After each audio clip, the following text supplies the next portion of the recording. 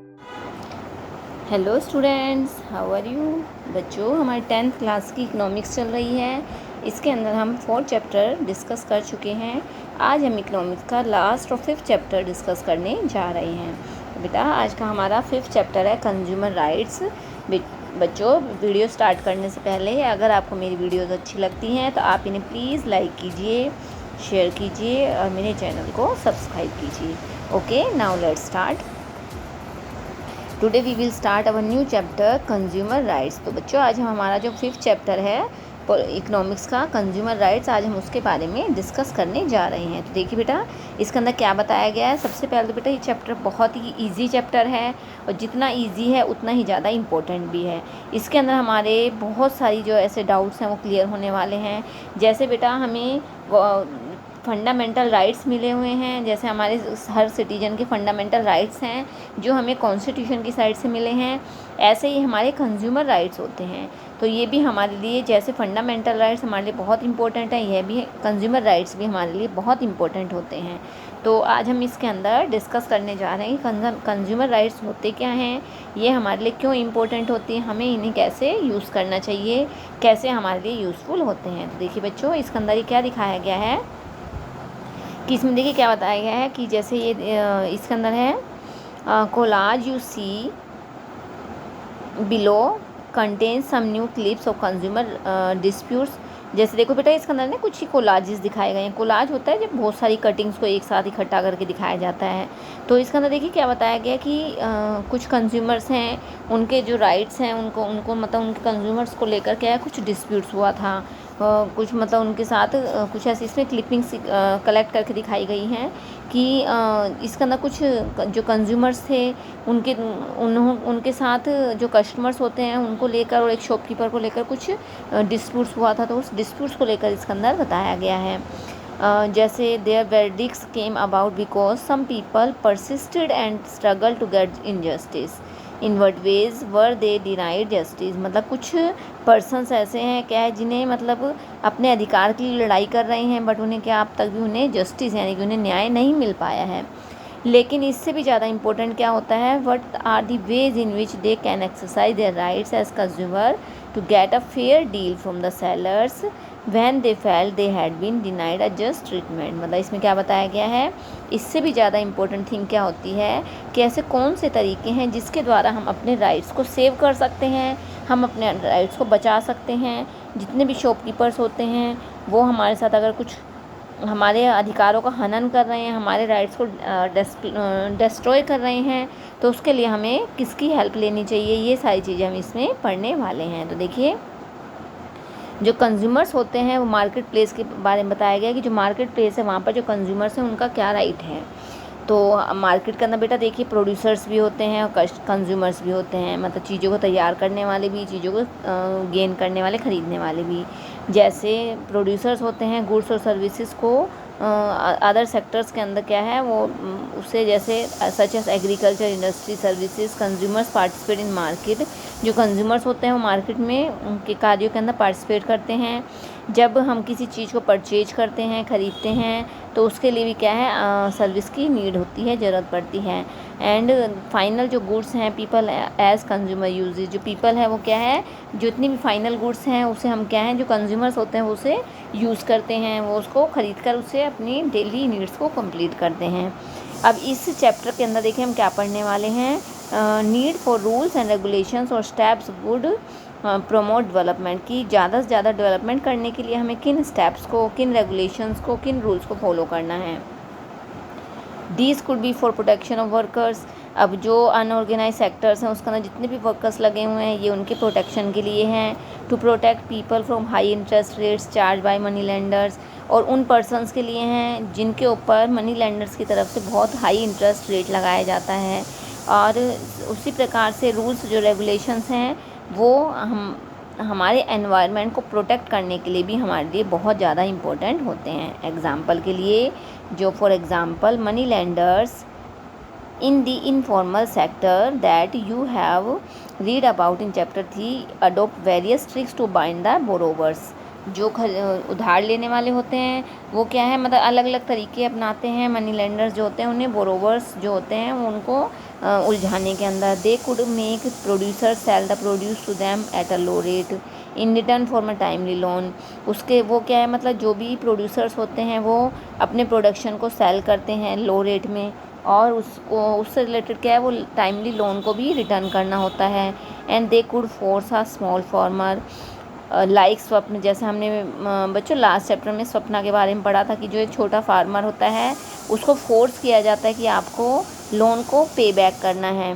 तो उसी प्रकार से बहुत सारे पर्सन्स हैं जो अनऑर्गेनाइज सेक्टर्स में वर्क कर रहे हैं, और वो क्या है, लो वेजेस के ऊपर वर्क कर रहे हैं, मजबूर हैं कम सैलरी पे कार्य करने के लिए, लेकिन वो जो क्या है वो उनकी हेल्थ के लिए बहुत ही ज़्यादा हार्मफुल होता है।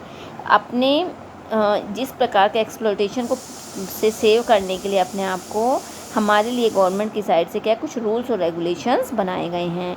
And there are organisations that have struggle for long to these rules are followed. और हम सभी को क्या है, इन रूल्स को फॉलो करने के लिए हमें बहुत सारी स्ट्रगल्स भी करने पड़ते हैं। जिस प्रकार से रूल रेगुलेशंस सभी की कंज्यूमर राइट्स की प्रोटेक्ट करते हैं मार्केट प्लेस के अंदर, उसी प्रकार से जो वीक पोजीशंस होती हैं कंज्यूमर्स की उसको भी सेव करते हैं। इस whenever there is a complaint regarding a good or services, जैसे कई बार क्या होता है कि हमने कोई मटेरियल ख़रीदा है और हमें क्या है उससे रिलेटेड कुछ उसमें कंप्लेन है कुछ, तो हमें वो कंप्लेन अगर करनी है, the seller tries to shift all the responsibility to on the buyer. अब कई बार क्या होता है कि जो सेलर्स होते हैं वो मतलब वो सारी जो रिस्पॉन्सिबिलिटी है वो बायर के ऊपर डाल देते हैं, मतलब आपकी ही गलती है।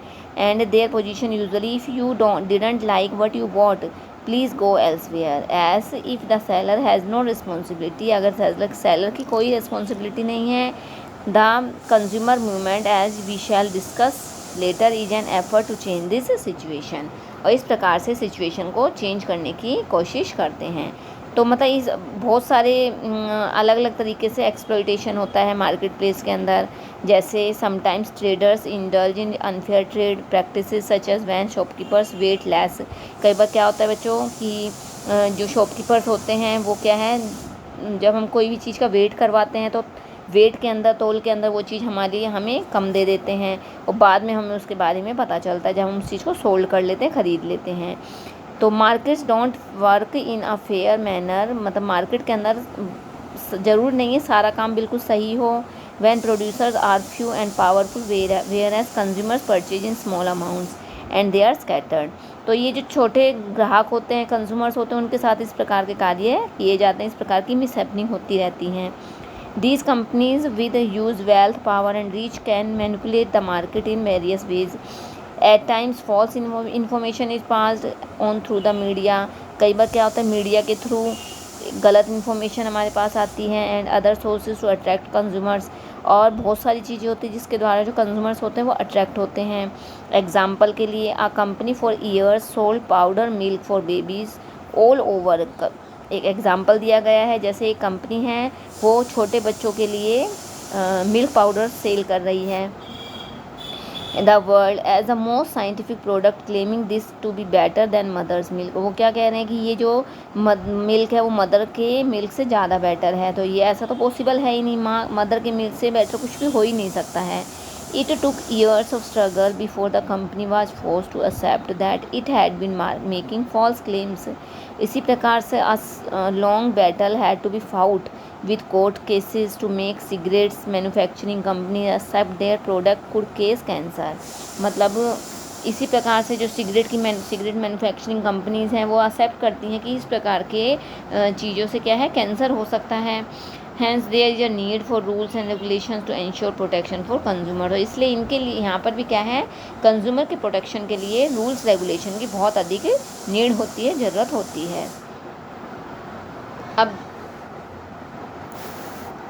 अब देखिए जो कंज्यूमर है वो क्या मूवमेंट करते हैं, मतलब कंज्यूमर का क्या वर्क होता है इसके अंदर। कंज्यूमर मूवमेंट में देखिए, the consumer movement arose out of dissatisfaction of the consumer as many unfair practices were being indulge in by the sellers. There was no legal system available to consumers to protect them from exploitation in the market place. कई बार क्या होता है बच्चों, जो consumers हैं मतलब वो कई बार उन्हें अपने रूल्स का, रेगुलेशंस का, उनके जो राइट्स हैं उनके बारे में अवेयर ही नहीं होते हैं। उन्हें इन चीज़ के बारे में पता ही नहीं होता है कि हम कैसे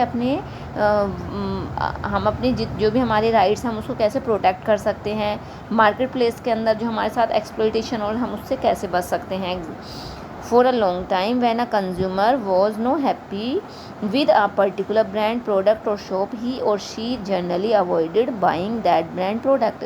कई बार क्या होता है कि हम किसी प्रोडक्ट को हम यूज़ कर रहे हैं, बट क्या हम लॉन्ग टाइम से उसे यूज़ कर रहे हैं लेकिन हम उससे सेटिस्फाई नहीं हैं, और would stop purchasing from that shop, तो हम उस शॉप से क्या है उस चीज़ को, प्रोडक्ट को ख़रीदना बंद कर देंगे। It was presumed that it was the responsibility of consumers to be careful while buying a commodity or services. और इसके अलावा हमारी रिस्पॉन्सिबिलिटी होती है कि जब हम कोई भी परचेज कर रहे हैं किसी भी मटेरियल को, तो उससे रिलेटेड उसके ऊपर जो रूल रेगुलेशंस हैं, इंस्ट्रक्शंस है, वो हमें अच्छे से फॉलो करनी चाहिए। It took many years for organisation in India and around the world, और ना केवल हमारे इंडिया के अंदर बल्कि पूरे वर्ल्ड के अंदर टू क्रिएट अवेयरनेस लाने के लिए, इसके लिए बहुत सारे ऑर्गेनाइजेशंस वर्क कर रही हैं। This has also shifted the responsibility of ensuring quality of goods and services on the sellers. और ये जितनी भी ऑर्गेनाइजेशंस हैं ये पूरी कोशिश करती हैं कि जो सेलर्स हैं उन्हें अच्छी क्वालिटी के प्रोडक्ट्स मिलें, अच्छी क्वालिटी की उन्हें सर्विसेज मिलें।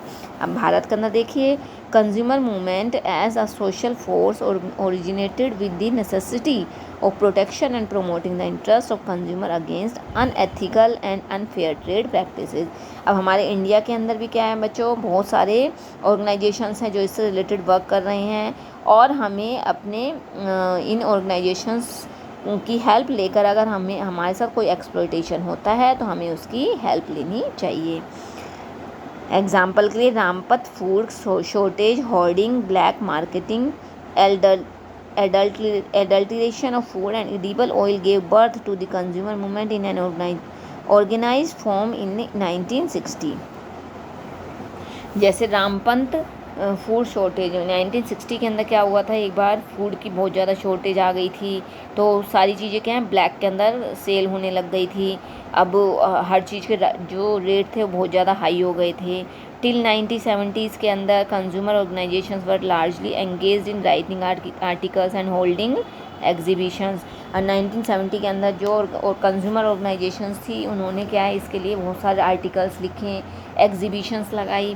दे formed consumer groups to look into the malpractices in ration shops, ration shop and overcrowding in road passengers transport। More recently India witnessed as number of consumer, और आज हमारे India के अंदर जो consumer groups हैं वो बहुत सारे मतलब अलग अलग एरियाज़ के अंदर अलग अलग ग्रुप्स अपना वर्क कर रहे हैं। अब कंज्यूमर इंटरनेशनल में देखिए क्या है बच्चों, इन 1985 United nation adopted the UN guidelines for consumer protection. 1985 के अंदर जो यूएन है उसने कंज्यूमर प्रोटेक्शन के लिए कुछ गाइडलाइन निकाली। This was a tool for nations to adopt measures to protect consumers, और ये एक ऐसा टूल था जिसके द्वारा पूरे इंडिया के अंदर, पूरे नेशन के अंदर कंज्यूमर के प्रोटेक्शन को, कंज्यूमर्स को प्रोटेक्ट किया जा सकता है। And at the international level में this has become the foundation for consumer movement, और ये क्या है इंटरनेशनल लेवल को ऊपर भी वर्क करता है। और आज consumer international has become an umbrella body to over 200 member organisation over 100 countries. आज इंडिया पूरे वर्ल्ड के अंदर 100 से भी ज़्यादा देशों के अंदर 200 मेंबर से भी ज़्यादा लोग हैं जो मिलकर इसके ऊपर कार्य कर रहे हैं। Because of all these efforts, क्योंकि इन सभी एफर्ट्स के द्वारा movement succeeded in bringing pressure on business firms, क्योंकि जितने भी ये ऑर्गेनाइजेशन है वो क्या बिजनेस फर्म्स के ऊपर क्या करती है, प्रेशर डालते हैं कि आपको कंज्यूमर के राइट्स को एक्सप्लॉइट नहीं करना है। And a major step taken in 1986 में एक मेजर स्टेप लिया गया बाय इंडियन गवर्नमेंट के द्वारा was enactment of consumer protection act 1986, popularly known as COPRA, और इसे किस नाम से, कोपरा के नाम से जाने लगा। और अब आगे हम कोपरा के बारे में डिस्कस करेंगे। व्हाट इज़ कोपरा, कोपरा क्या है।